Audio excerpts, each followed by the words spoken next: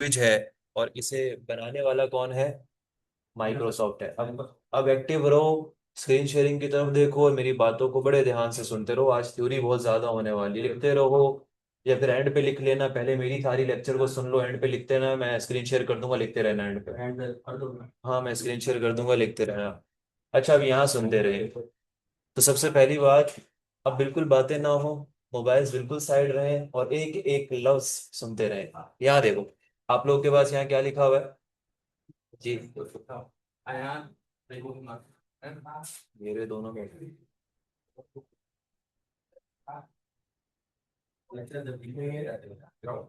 हुआ क्या है सर? जाओ।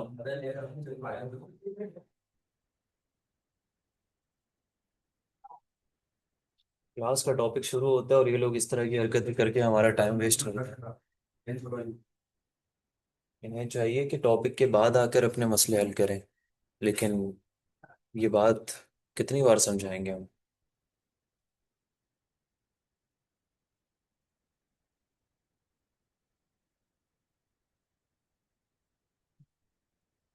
अबे यार तो वही यार, जब पेमेंट है आपकी हम 4 4 महीने के लिए एडवांस करवा देते तो वही तो।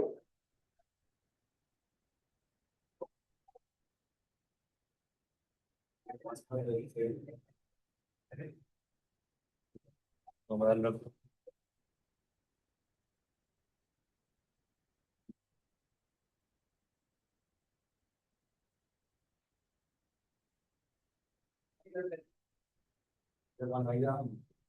चलो बैठो।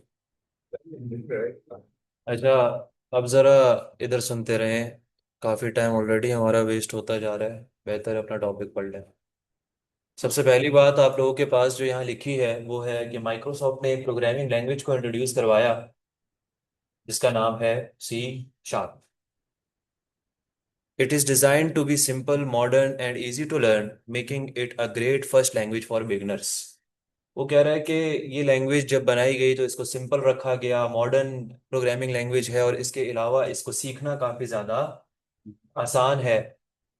और ये पहली प्रोग्रामिंग लैंग्वेज है जो कि बिगनर के लिए काफी ज्यादा बेहतरीन ऑप्शन है। ठीक है। अब आगे के अगर पॉइंट्स को हम पढ़ें तो आगे वो कहता है C# is an object oriented language. अब यहाँ पर आपने एक और लफ्ज पढ़ा, वो इससे पहले आप लोगों ने ये लफ्ज सुना होगा जिसको हम शॉर्ट में कहते हैं ऊप। जो लोग ऊप्स बोलते हैं, ऊप्स कोई चीज नहीं। ऊप, ठीक है? ऊप्स नामी कोई चीज नहीं है। और इस ऊप की आपके पास फुल फॉर्म क्या है? Object oriented programming. ठीक है। तो आपकी जो C# प्रोग्रामिंग लैंग्वेज है, ये कौन सी प्रोग्रामिंग लैंग्वेज है? Object oriented programming language. अब आप लोगों को नहीं पता ऑब्जेक्ट ओरिएंटेड क्या होता है तो आपने फिक्र नहीं करनी है, हम पढ़ेंगे इंशाल्लाह। ठीक है। तो जब हम पढ़ेंगे तो हम सीखेंगे कि ऑब्जेक्ट ओरिएंटेड प्रोग्रामिंग कैसी प्रोग्रामिंग लैंग्वेजेस को कहा जाता है और बाकी तमाम चीज़ों को भी उसी टाइम कवर करेंगे। Which means which means it organizes code into reusable pieces called objects. It borrows ideas from other popular languages, especially Java. अब मैं आप लोगों को थोड़ा सा ये डिफरेंस क्लियर कर दूं। अब आप कहेंगे कि सर हमें ये बताएं कि ऊप जो होता है, अब हमने पढ़ तो लिया कि C# एक ऑब्जेक्ट ओरिएंटेड लैंग्वेज है। इससे फायदा क्या है? इससे फायदा ये है कि जब आप ऑब्जेक्ट ओरिएंटेड प्रोग्रामिंग को इस्तेमाल करते हो तो आपकी सारी प्रोग्रामिंग एक जगह पर नहीं होती, बल्कि आप अपने तमाम कोड को रीयूजेबल पीसेस में डिवाइड कर देते हैं। जाओ भाई। आप अपने कोड को किस में डिवाइड कर देते हो? रीयूजेबल पीसेस में डिवाइड कर देते हो और उन पीसेस को क्या कहा जाता है? ऑब्जेक्ट कहा जाता है। क्या कहा जाता है? ऑब्जेक्ट कहा जाता है। तो अब आपके दिमाग में थोड़ी बहुत आइडिया ये आ गई होगी कि भाई ऑब्जेक्ट ओरिएंटेड प्रोग्रामिंग से होता क्या है कि आपकी कॉम्प्लेक्सिटी प्रोग्राम से दूर हो जाती है। जो काम आप पहले एक ही फाइल में खिचड़ी पका कर किया करते थे, अब वो खिचड़ी सारी हट गई है। अब तमाम चीजें सेपरेट कर दी गई हैं, रीयूजेबल पीसेस बना दिए गए हैं और हर पीस को क्या कहा जाता है? ऑब्जेक्ट कहा जाता है। यही है आपकी ऑब्जेक्ट ओरिएंटेड प्रोग्रामिंग। जब आपके पास ऑब्जेक्ट ओरिएंटेड प्रोग्रामिंग की अप्रोच नहीं आई थी दुनिया में तो इससे पहले आप लोगों के पास जो अप्रोच चलती थी उसे हम कहते हैं प्रोसीजरल अप्रोच। क्या कहते हैं? Procedural approach. वहां पर ऐसी कोई कहानी नहीं थी कि आप अपने कोड को पीसेस में डिवाइड कर दो। ठीक है, ये वाली कहानी वहां पर नहीं होती थी। वहां पर क्या था, एक ही फाइल है, उसी फाइल में सारी की सारी कोडिंग हो रही है, और बहुत ज्यादा चीजें कॉम्प्लेक्स हो जाती थी। लेकिन ऑब्जेक्ट ओरिएंटेड प्रोग्रामिंग ने आकर दुनिया को आसानी दे दी। उसने कहा कि अब आपको खिचड़ी पकाने की जरूरत नहीं है, बल्कि आप क्या करो, अपने कोड को रीयूजेबल पीसेस में डिवाइड कर दो और आपका काम इजीली हो जाएगा। अब इसके फायदे बहुत सारे हैं। इन फ्यूचर आपने अपनी ऐसी एप्लीकेशन को स्केल करना हो, बढ़ाना हो, तो बढ़ाना आसान है। यानी तमाम चीजें पता है, सारी सेपरेशन में है, तो आप कर सकते हो। इसके अलावा इन फ्यूचर आपने एरर्स आ जाते हैं, या फिर इन फ्यूचर आपके पास कोई किसी भी तरह की फाइल को डीबग करना पड़ जाता है, तो आपके लिए सारी चीजें आसान रहती हैं। मैं अगेन बता रहा हूँ, यहाँ पर ये जो ऑब्जेक्ट ओरिएंटेड का लफ्ज है, ये इंशाल्लाह हमारा पूरा टॉपिक है। ये 1 महीना हम ऑब्जेक्ट ओरिएंटेड लैंग्वेज पढ़ेंगे। तो अभी अगर आपको नहीं समझ में आता कि ऑब्जेक्ट ओरिएंटेड की जो बात हो रही है ये क्या है, तो इंशाल्लाह ये हम आगे चल के पढ़ने वाले हैं। लेकिन इतना जरूर आपको समझ आ जाना चाहिए कि ऑब्जेक्ट ओरिएंटेड से हमें फायदा क्या है। ऑब्जेक्ट ओरिएंटेड प्रोग्रामिंग क्या करता है, आपके कोड को ऑर्गेनाइज रखता है और रीयूजेबल पीसेस में डिवाइड कर देता है। और उन पीसेस को क्या कहा जाता है? रीयूजेबल किसको कहा जाता है? ऐसी चीज को जिसको आप बार बार यूज कर सकते हो, आपको बार बार वो काम नहीं करना पड़ता। यानी एक बार आपने करके रख दिया, आपको दोबारा नहीं करना, बल्कि आप उसी काम को उठा के वापस परफॉर्म कर लेते हो। ठीक है, इसे कहा जाता है रीयूजेबल। अब आगे देखो, सी शार्प बनाने वाला कौन है भाई? एंडर्स हेजलबर्ग इसका नाम है। इसके बाद लिखा हुआ है and his team at Microsoft. इस बंदे ने बनाई और इसकी टीम ने मिलकर बनाई, कहां पर बैठकर? माइक्रोसॉफ्ट।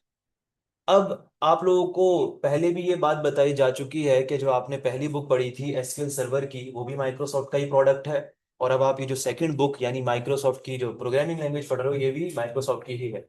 इन फ्यूचर आने वाली जो आप एंगुलर और टाइप स्क्रिप्ट पढ़ोगे सी शार्प के बाद, उसमें जो टाइप स्क्रिप्ट है वो भी माइक्रोसॉफ्ट का ही प्रोडक्ट है। उसी तरीके से जो चौथी बुक पढ़ोगे डॉट नेट, वो भी माइक्रोसॉफ्ट का ही फ्रेमवर्क है।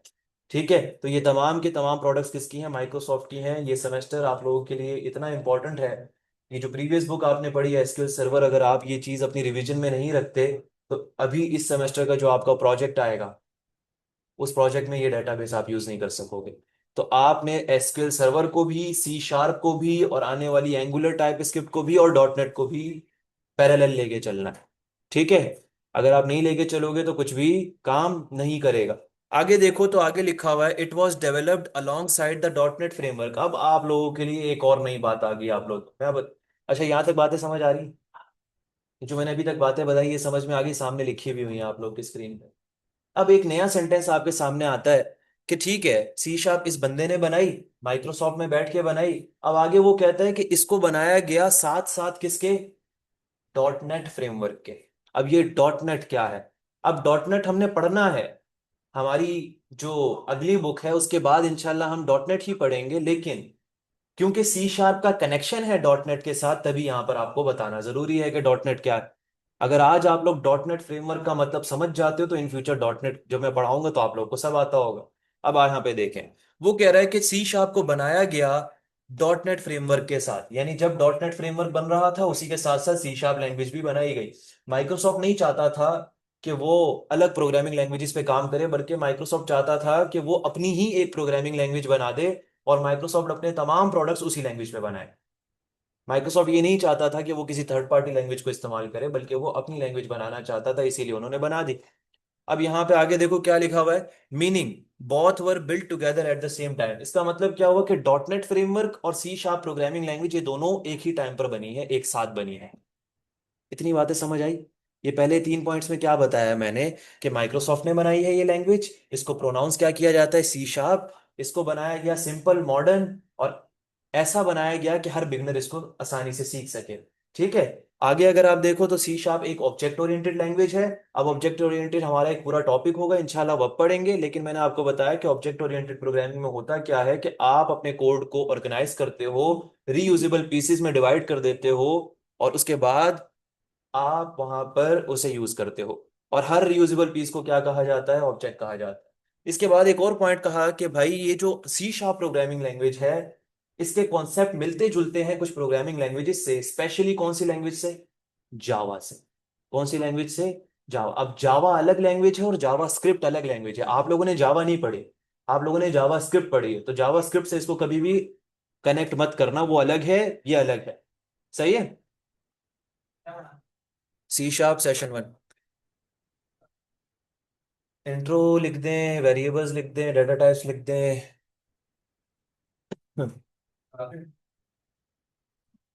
अच्छा, अब यहां सुन लें आप लोग, इधर देख लें भाई। इसके बाद यहां पर आप लोगों के पास लिखा हुआ है, currently C sharp is a part of dot net platform which is actively updated and maintained by Microsoft. अब यहां पर आप लोगों के जहन में ये बात बिल्कुल क्लियर हो जानी चाहिए कि जो आपकी सी शार्प प्रोग्रामिंग लैंग्वेज है, उसका कनेक्शन है कौन सी प्लेटफॉर्म के साथ? डॉट नेट के साथ। चाहिए। अभी तक हमें ये बात तो समझ आ गई कि सी शार्प क्या है। अब एक नया सेंटेंस आता है कि सी शार्प को बनाया गया डॉट नेट के साथ। और यहाँ पे एक और बात समझ में आई कि भाई सी शार्प जो है आज के टाइम पर किसका पार्ट है?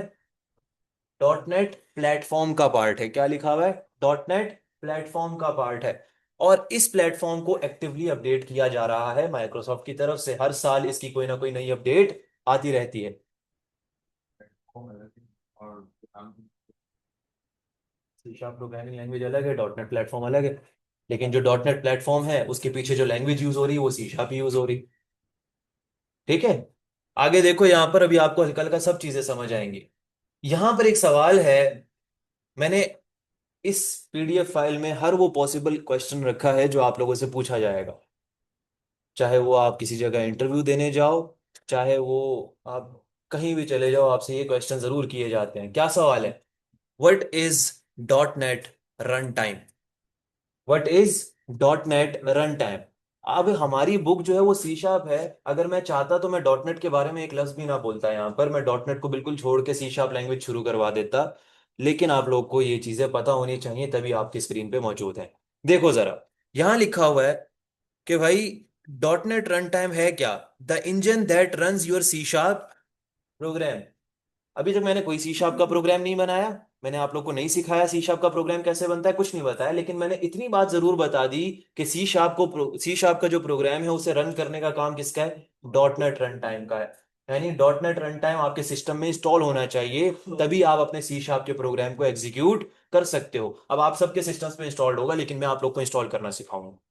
ठीक है, पहले हम सारा इंट्रो पढ़ लें, एंड पे आपको सिखाऊंगा। आगे देखो, when you write C sharp code your computer can not understand it directly. ये बात आप सबको बिल्कुल नॉर्मली पता है कि भाई हम किसी भी प्रोग्रामिंग लैंग्वेज में कोई भी कोड करते हैं, हमारे कंप्यूटर को वो डायरेक्टली समझ में नहीं आता, बल्कि वो बात हमारे कंप्यूटर को समझानी पड़ती है।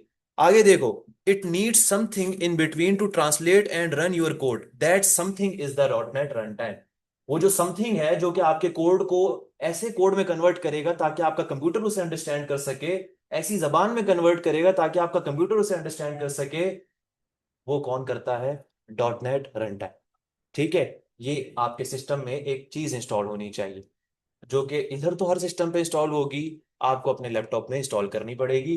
कैसे होगा वो बता दूंगा। आगे देखो, डॉट नेट रन टाइम करता क्या क्या है? डॉट नेट रन टाइम आपके प्रोग्राम्स को रन करता है, एग्जीक्यूट करता है, आपकी मेमोरी ऑटोमेटिकली मैनेज करता है। जाहिर है, मैंने अगर कोई 20 लाइन का या 50 लाइन का सी शार्प का कोड लिखा है, मैं जब उसे एग्जीक्यूट करूंगा तो वो कहीं ना कहीं मेमोरी में कोई ना कोई स्पेस लेगा। तो मुझे मैन्युअली जाकर मेमोरी के अंदर स्पेसेस नहीं बतानी, बल्कि हमारे पास ये काम ऑटोमेटिकली कौन कर देगा? डॉट नेट रन टाइम कर लेगा। स्क्रीन शेयरिंग की तरफ देखो, इधर उधर की बातें नहीं करो। इसके अलावा तमाम तरह के जो एरर्स आ रहे होते हैं हमारी सी शार्प के अंदर, हमारे कोड के अंदर, उन सबको भी कौन हैंडल करता है? Dot net run time. इसी के बाद लास्ट पॉइंट है कि ये आपके कोड को कन्वर्ट करता है ऐसी इंस्ट्रक्शंस में जो कि आपका सीपीयू अंडरस्टैंड करता है। अब तक आप लोगों को मैंने दो बातें बताई, दोबारा समरी दे रहा हूं, मैं हर टॉपिक के साथ समरी दे रहा हूं। पहले मैंने बताया सी शार्प क्या है, सी शार्प किसने बनाई, क्यों बनाई, सी शार्प पे आप क्या क्या कर सकते हो, सब बताया। सी शार्प और डॉट नेट का रिलेशन बताया, और मैंने ये बताया कि डॉट नेट रन टाइम क्या करता है। यहां तक अगर आप में से किसी को भी कोई सवाल है तो वो कर ले, मैं आगे बढ़ जाऊंगा। नहीं है? यहाँ पे एक नोट पढ़ ले तो बेहतर रहेगा। Without the dot net run time installed on your computer your C sharp program simply can not run. सीधी बात। अगर आपके सिस्टम में dot net run time install नहीं होगा तो आप कभी अपने सी शार्प के प्रोग्राम को रन नहीं कर सकते। इजी सी बात। ठीक है। क्योंकि डॉट नेट रन टाइम एक इंजन है, और यही वो इंजन है जो कि आपके सी शार्प के प्रोग्राम को स्टार्ट करता है। गाड़ी में इंजन ही ना हो, गाड़ी चलेगी नहीं चलेगी। ठीक है। अब यहां देखो, आप लोगों के पास यहां पर एक सवाल आता है। आप लोगों को, मैं बिल्कुल श्योर हूं आपको नहीं पता होगा, आप लोगों को हर जगह हर सेमेस्टर में टीचर बोलता है प्रोग्रामिंग लैंग्वेज पढ़ाते हुए कि JavaScript is a general purpose programming language. आप स्कूल कॉलेजेस में पढ़ते हो, बुक में भी यही डेफिनेशन लिखी होती है, C plus plus is a general purpose programming language, C sharp is a general purpose programming language. अगर मैं अभी आप लोगों से पूछ लूं जनरल पर्पस का मतलब क्या होता है, आपको नहीं पता हो। अभी तो आपकी स्क्रीन शेयरिंग पे टेक्स्ट लिखा हुआ है, आप पढ़ के तो बता दो, लेकिन आपको पहले से कुछ नहीं पता। अब जरा देखो कि ये जनरल पर्पस किस चीज को कहा जाता है। ये ऐसी ऐसी चीजें होती हैं जो आपको फंसा देती हैं। जनरल पर्पस, आगे देखो, the language can be used for many different types of application. General purpose, अगर किसी भी लैंग्वेज की डेफिनेशन में लिखा हुआ है कि ये एक जनरल पर्पस प्रोग्रामिंग लैंग्वेज है, तो ऐसी लैंग्वेज होती है जो कि हर तरह की एप्लीकेशंस में इस्तेमाल हो सकती है।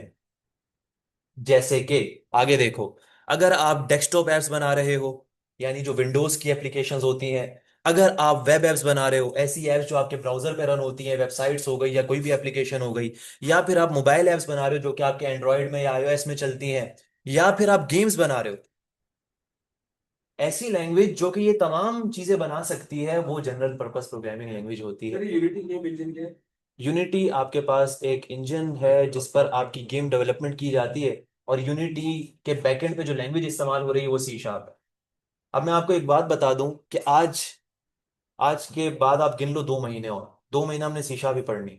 अगर आपने ये 2 महीने मुझे दे दिए, 2 महीने बाद मैं आपको गारंटी देता हूं कि आप ये सारे काम कर सकते हैं। आप गेम्स तक बना सकते हो, लेकिन जाहिर है उसके लिए यूनिटी की चीजें एक्स्ट्रा सीखनी पड़ेगी, क्योंकि यूनिटी थोड़ा डिफरेंट सॉफ्टवेयर है, लेकिन इतना बता दूं आपको लैंग्वेज अच्छी आ जाएगी। वहां पर जो बैकएंड पे प्रोग्रामिंग चल रही है वो आपको आ जाएगी, इतना गारंटी।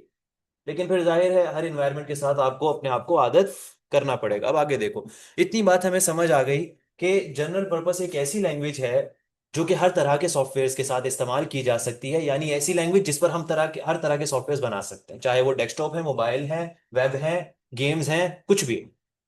ये भी समझ आ गया सवाल? नीचे नोट पढ़ो, टिप पढ़ो। Compare this to SQL which can only be use for databases. SQL is not a general purpose language.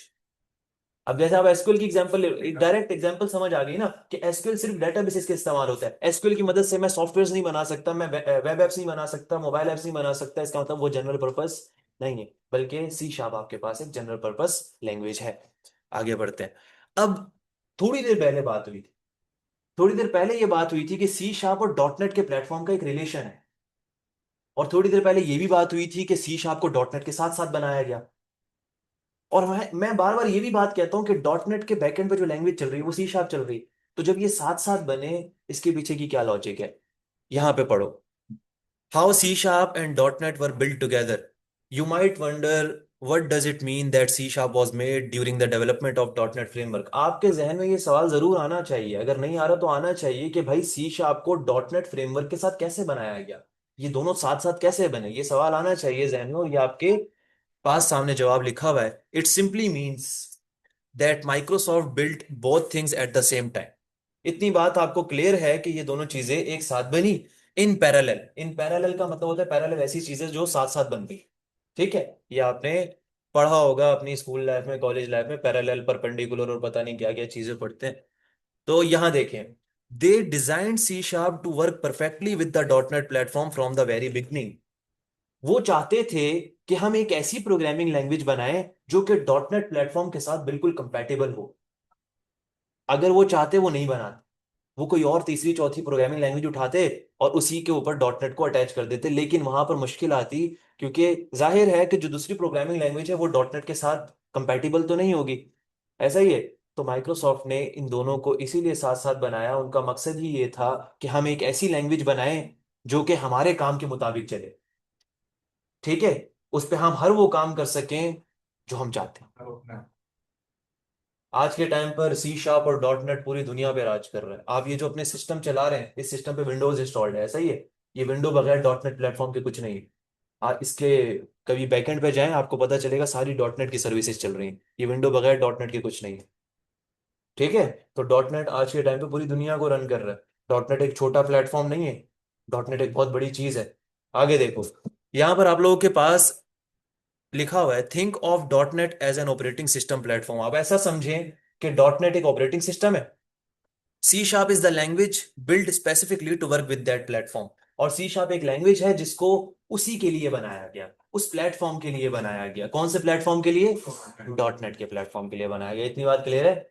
यहाँ तक की सारी चीजें क्लियर है? कोई सवाल तो नहीं है? मैं बड़ा स्लो चल रहा हूँ, एंड पे ये सारे नोट्स बनाने का टाइम दे दूंगा, एंड पे बैठ के रजिस्टर पकड़ के सारे नोट्स लिखते रहना, सही है? अब आता है यहाँ पर कि भाई आपके पास, आप सी शार्प की मदद से क्या क्या बना सकते हो। तो भाई मैं आपको पहले क्लियर कर दूं, सी शार्प की मदद से आप सब बना सकते हो। आप विंडोज एप्लीकेशंस बनाना चाहो, आप वो बना सकते हो। आप मोबाइल एप्लीकेशंस बनाना चाहो, आयान, सॉरी, हसन और नहीं ना, अदनान रसूल, ये दोनों एब्सेंट है, बाकी दो ऑनलाइन है, आमना और सलीम।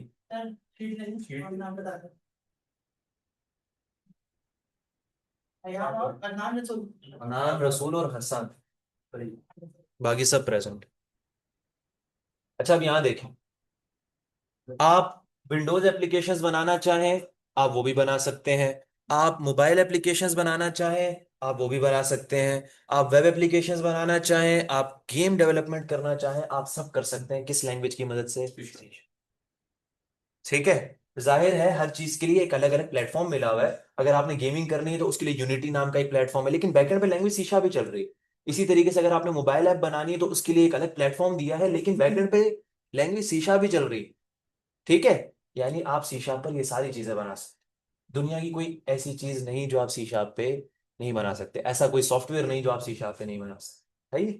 आगे देखो, आगे लिखा हुआ है how does a C sharp program actually run. कि सी शार्प का प्रोग्राम एक्चुअल में रन किस तरीके से होता है। ये बड़ी छोटी छोटी बातें हैं, लेकिन इन छोटी छोटी बातों का पता होना बड़ा ही जरूरी है। तो जरा पढ़ लेते हैं इसको। यहाँ पे क्या लिखा हुआ है? You write a C sharp program in a dot C S file.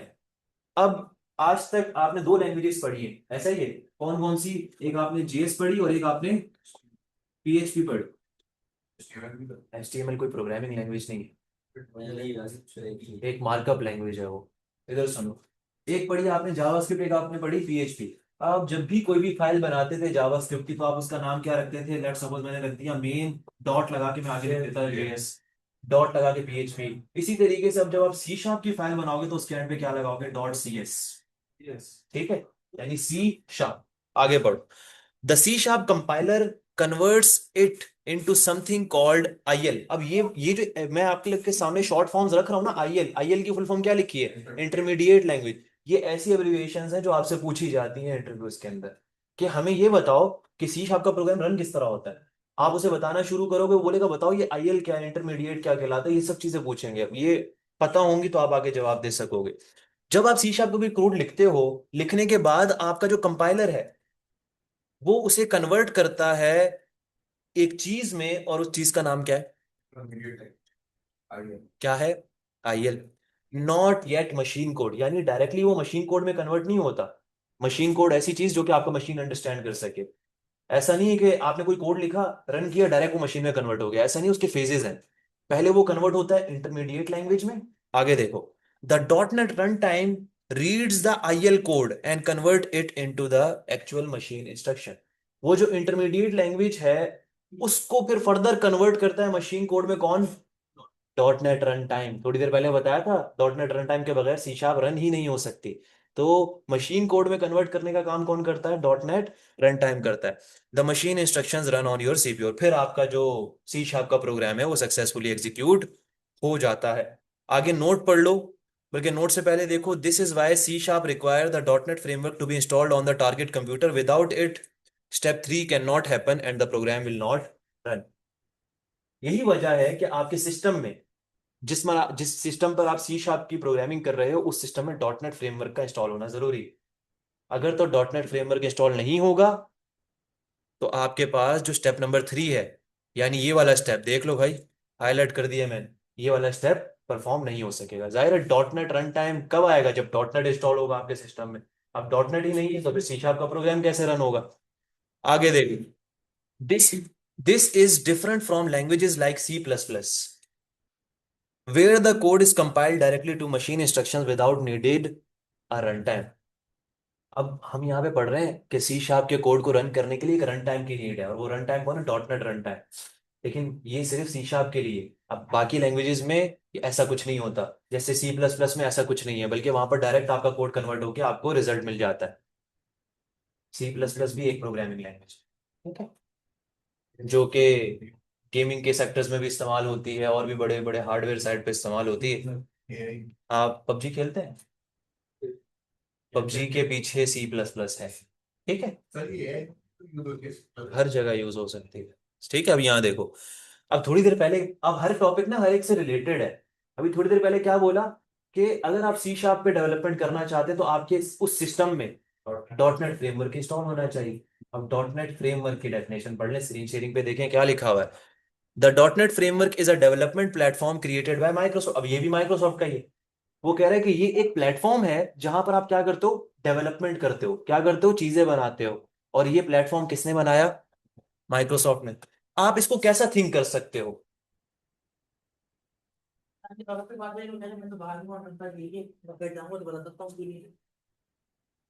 और अदनान रसूल,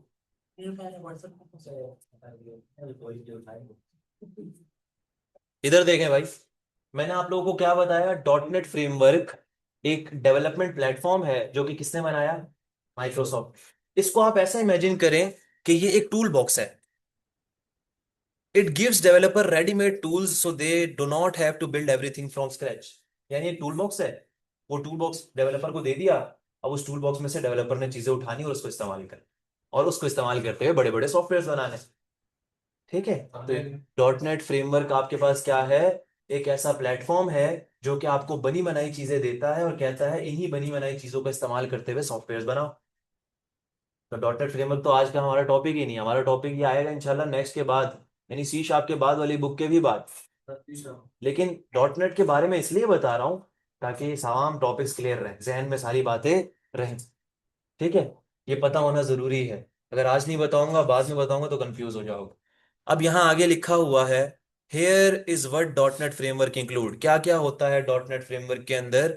आपके पास लार्ज कलेक्शन होती है प्री रिटन कोड, यानी पहले से बना बनाया बहुत ज्यादा कोड लिखा हुआ आपको मिल जाता है। यानी पहले जो काम मैं PHP में 50 लाइन में किया करता था, वो लारावेल में आप एक लाइन में कर लेते थे। इसी तरीके से पहले जो काम मैं 50 लाइन में करता था, अब मैं डॉट नेट फ्रेमवर्क का इस्तेमाल करते हुए वो 2 लाइन में कर लूंगा, क्योंकि बाकी 48 लाइन्स तो मुझे ये करके दे देगा, सारा काम करके दे देगा। आगे पढ़ो, ये आपको एक और चीज देता है जो कि क्या है, डॉट नेट रन टाइम। तो डॉट नेट रन टाइम की जरूरत तो हमें सी शार्प के लिए भी है। तो अगर हमारे पास ये नहीं होगा तो हम कुछ भी नहीं कर सकते। बाकी ये आपको टूल्स प्रोवाइड करता है, ऐसे टूल्स जिनकी मदद से आप विंडोज एप्लीकेशंस और बाकी तमाम एप्लीकेशंस बना सकते हैं। अब ये मत समझ लेना कि जो ये डॉट नेट फ्रेमवर्क है या डॉट नेट का प्लेटफॉर्म है, ये सिर्फ और सिर्फ सी शार्प के साथ काम करता है। जाहिर है हमने शुरू में यही डेफिनेशन पढ़ी कि सी शार्प और डॉट नेट साथ साथ है, लेकिन एंड का पॉइंट क्या कहता है, support for multiple programming languages not just C sharp. यानी ये जो डॉट नेट का प्लेटफॉर्म है या डॉट नेट का फ्रेमवर्क है, ये सिर्फ और सिर्फ सी शार्प के साथ काम नहीं करता। बल्कि अगर लेट सपोज ये अब्दुल रहमान बैठा है, अब्दुल रहमान एक प्रोग्रामिंग लैंग्वेज सीख रहा है जिसका नाम है एफ शार्प। क्या नाम है, एफ शार्प। हमारे पास लूका है, लूका एक प्रोग्रामिंग लैंग्वेज सीख रहा है जिसका नाम है विजुअल बेसिक। क्या नाम है, विजुअल बेसिक। ये भी एक प्रोग्रामिंग लैंग्वेज है, एफ शार्प भी एक प्रोग्रामिंग लैंग्वेज है।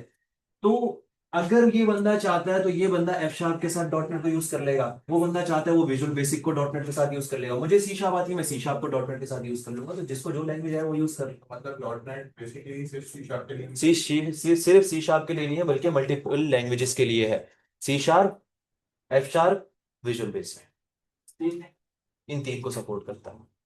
ठीक है, अब विजुअल बेसिक तो बहुत हद तक एब्सोल्यूट हो चुका है, यानी बहुत कम हो गया इसका यूज। एफ शार्प अभी भी है, ठीक है, लेकिन जो मोस्ट पॉपुलर है 99% वो कौन सी चल रही है। और आप भी सी शार्प वाला ही पढ़ो, आप एफ शार्प में पढ़ो। अब यहाँ देखो, why was C sharp created, भाई सी शार्प को क्यों बनाया गया, ये तमाम पॉइंट्स आपकी स्क्रीन पर हैं। आप लोग लिख लीजिएगा, मैं इनको पढ़ने नहीं वाला क्योंकि ऑलरेडी मैं एक्सप्लेन कर चुका हूँ ये सारी बातें कि सी शार्प क्यों बनाई गई। ये बस रिपीटिशन में सारी चीजें आ रही हैं, तो बेहतर है आपकी स्क्रीन पे आती रहेंगी। एंड पे मैं आप लोगों को टाइम दूंगा तो आप ये नोट करते रहेंगे। इसके बाद अगर आप थोड़ा सा नीचे आए तो आपको यहाँ पे पता चलता है कि सी शार्प के फीचर्स क्या क्या हैं, जो कि इंशाल्लाह मैं आप लोगों को प्रैक्टिकली बताऊंगा, तो ये भी आप लोग अपने पास नोट कर लेंगे कि सी शार्प में क्या क्या फीचर्स अवेलेबल हैं, क्या ऊप के फीचर्स हैं। ये तमाम चीजें इंशाल्लाह आप लोग को प्रैक्टिकली बताई जाएंगी, हर एक टॉपिक के साथ बताई जाएंगी। आप लोगों को अभी तक जो कुछ मैंने बताया सब समझ में आ गया? कोई सवाल तो नहीं? चलो अब यहाँ पर आता है लैंग्वेज इंटेरोपेरेबिलिटी। इधर सुन लो भाई।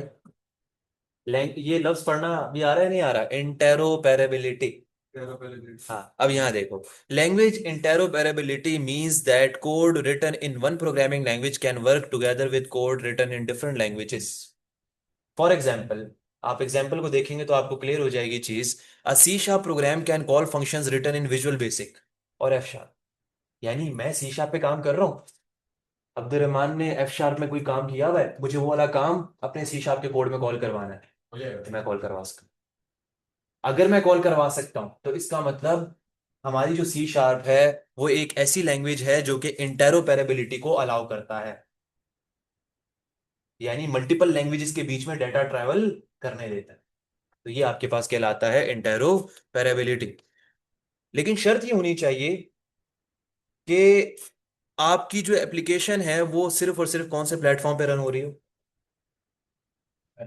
एफ शार्प वाली जो इसने एप्लीकेशन बनाई है वो डॉट नेट प्लेटफॉर्म पे होनी चाहिए। मैं जो सी शार्प पे काम कर रहा हूँ वो भी डॉट नेट प्लेटफॉर्म के ऊपर होना चाहिए, फिर ही मैं उधर से कुछ ना कुछ कॉल करवा सकता हूँ, अदरवाइज नहीं करवा सकता। Basically dot net run time पे होनी चाहिए। फाइनली आप लोगों को इंट्रोडक्शन समझ में आ गया होगा। ऑनलाइन क्लास 4 मिनट बाद एंड होगी, मैं एक दोबारा लिंक शेयर करूंगा तो ऑनलाइन जो भी हैं वो दोबारा ज्वाइन करेंगे। फाइनल अब मैं आप लोगों को बताने वाला हूँ कि आपने कोडिंग करनी कहाँ पर है। अभी तक आप लोग एक सॉफ्टवेयर यूज करते हुए आ रहे थे, विजुअल स्टूडियो कोड। इससे पहले जो हमने पढ़ा वो तो एसएसएमएस था, यानी एसक्यूएल सर्वर मैनेजमेंट स्टूडियो वो अलग। अब जो आप लोग सॉफ्टवेयर यूज करोगे वो है visual studio 2026। Pink purple type का जो आपके पास आता है ये वो है, ठीक है। मैं आप लोग को इंस्टॉलेशन बता रहा हूँ, यहाँ इंस्टॉल्ड है, इधर के सिस्टम्स में इंस्टॉल्ड है। मैं आपको बताऊंगा कैसे इंस्टॉल करना है। अब यहाँ देखो, आपने अपने ब्राउजर पे आना है, और 2026 नहीं भी लिखेंगे तो लेटेस्ट ही आएगा आपके पास। आप अपने ब्राउजर पे आएंगे और ब्राउजर पे आके आप लिखेंगे विजुअल स्टूडियो और एंटर करेंगे। तो जैसे ही आप एंटर करेंगे तो ये आ रहा है विजुअल स्टूडियो। कोड मत लिख लीजिएगा, सिर्फ विजुअल स्टूडियो लिखिएगा। या फिर आप इसके साथ, अच्छा मैंने स्पेलिंग भी गलत लिखी है, सही लिख रही विजुअल स्टूडियो। ये आपके पास आ रहा है visual studio dot Microsoft dot com. इसे ओपन कर लीजिए। माइक्रोसॉफ्ट का ये सब कुछ तो इसमें आपने और प्रोग्रामिंग लैंग्वेज सब कर सकते हो आप। यहाँ देखो, यहाँ आपके पास आ रहा है गेट फ्री डाउनलोड। आप इस गेट फ्री डाउनलोड पे क्लिक कीजिएगा। अब जरा यहाँ पे सुनिएगा, जैसे ही आप गेट फ्री डाउनलोड पे क्लिक करेंगे ये बोल रहा है कहाँ इंस्टॉल करना है सेटअप। मेरे सामने विंडो खुद ब खुद आएगी, आपने कुछ नहीं करना है, ऐसी विंडो आएगी। वो बोलेगा सेटअप कहाँ डाउनलोड करना है, तो मैं बोलूंगा डॉक्यूमेंट्स में कर लो या पिक्चर्स में या कहीं भी। डाउनलोड्स में क्लिक कर देता हूँ। मैं कहाँ क्लिक कर रहा हूँ, और ये नीचे आपको यहाँ पर ये सेव का बटन मिल रहा है। इस सेव के बटन पे क्लिक करेंगे तो ये सेटअप डाउनलोड हो चुका। जैसे बता रहा हूँ बिल्कुल वैसे चलना। ये जो अभी आप इंस्टॉल कर रहे हो ये क्या कर रहे हो, विजुअल स्टूडियो को इंस्टॉल कर रहे हो। इसके अंदर पैकेजेस होते हैं तरह तरह के, वो बताऊंगा कि आपने कौन कौन से करने हैं। कोड होगा। ये आपका वो आईडी इंस्टॉल होगा जहां पर आप अपनी कोडिंग करोगे, वो पूरा सॉफ्टवेयर इंस्टॉल होगा। ये सेटअप आपको दिख रहा है, विजुअल स्टूडियो सेटअप, इस पे क्लिक करना और इसे इंस्टॉल कर लेना। ये इसी तरह। हाँ, जब आप इसे इंस्टॉल करोगे तो बल्कि मैं करके ही दिखा देता हूँ, इसको एंटर करता हूँ। आपके सामने ऐसी स्क्रीन आएगी, यहाँ दिख रही है विजुअल स्टूडियो इंस्टॉलर। इसको यस कर लीजिएगा। वहां नहीं दिख रही होगी, ऐसे ही वो यस नो वहां दिख रहा था, हो गई इसकी नहीं दिख रहा। वहां नहीं दिख रहा होता, यहाँ देख लिया करो। अच्छा, यहाँ पे ऐसी स्क्रीन आएगी, ये देख रहे हो। यहाँ पे आप कंटिन्यू करना, इंस्टॉलेशन शुरू होगी। जैसी ये वाली इंस्टॉलेशन मैं नहीं कर रहा, ठीक है, मैं आप लोग को जस्ट बता रहा हूँ। कंटिन्यू करोगे, इंस्टॉलेशन पूरी होगी, इसको बंद करना, सिस्टम को रीस्टार्ट कर लेना, पूरे कंप्यूटर को लैपटॉप को रीस्टार्ट कर लेना। मैं इसको क्रॉस कर रहा हूँ, ऐसा समझो हमने रीस्टार्ट कर लिया। ऐसे समझो हमने रिस्टार्ट कर ली। जब आप रिस्टार्ट कर लोगे तो आप यहाँ आओगे और सर्च करोगे विजुअल स्टूडियो इंस्टॉलर। आपके सामने ऐसा नहीं लिखा हुआ आएगा, ये देख रहे हो मेरे पास यहाँ पे कौन सा विजुअल स्टूडियो इंस्टॉल्ड है? 2022, अभी 2026 आ चुका है। इस सिस्टम में 2022 इंस्टॉल्ड है, फर्क नहीं पड़ता, कोई फर्क नहीं पड़ता, ठीक है। जस्ट थोड़ा बहुत डिजाइन में चेंज है, ज्यादा फर्क नहीं है। आपने ये नहीं सर्च करना, बल्कि आपने पूरा सर्च करना है विजुअल स्टूडियो इंस्टॉलर। आपको ये दिख रहा होगा जरूर, आपने इसको एंटर करना है, क्योंकि थोड़ी देर पहले जो हमने चीज इंस्टॉल की वो इंस्टॉलर ही इंस्टॉल की है। अब ऐसी स्क्रीन जब आपके सामने आएगी, मैं तमाम स्टेप्स बता रहा हूँ, याद रखना, नहीं हो रहा हुआ मुझे स्क्रीनशॉट भेज के मुझसे पूछ लेना। लेकिन ये सब नहीं करना है आज जाके इंस्टॉलेशन, ठीक है। ऑनलाइन क्लास का एक और लिंक आप लोगों को भेज दिया जाएगा।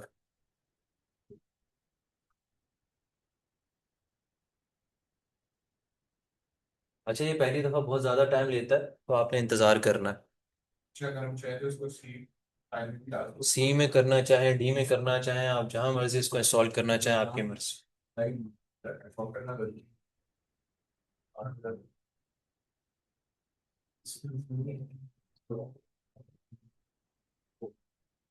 मोबाइल रख दो। हेलो, वो पैर नीचे कर दो। चलो ऐसे बैठो मुझसे, पता नहीं कहाँ है वो। अरे पता नहीं हुआ।